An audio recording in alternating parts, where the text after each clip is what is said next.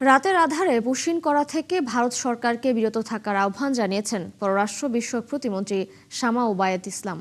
শুক্রবার বিকেলে ফরিদপুরের সালথা প্রেসক্লাবের ভবন উদ্বোধন শেষে সাংবাদিকদের তিনি বলেন, বিজিবি অত্যন্ত শক্ত অবস্থানে থেকে ভারত থেকে পুশিন করার চেষ্টাকে প্রতিহত করছে। এরই মধ্যে পররাষ্ট্র মন্ত্রণালয় থেকে ভারত সরকারকে 13টি চিঠি দেওয়া হয়েছে পুশিন বন্ধ করতে।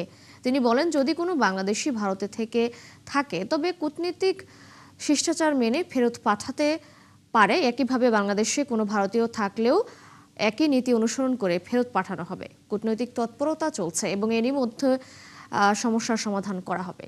যে কোনো দেশের সাথে বাংলাদেশের আমার অবৈধ তাদের নাগরিকদেরকে ফেরত নেওয়ার জন্য বা ফেরত পাঠানোর জন্য একটা সুস্পষ্ট নীতিমালা আছে, একটা মেকানিজম আছে।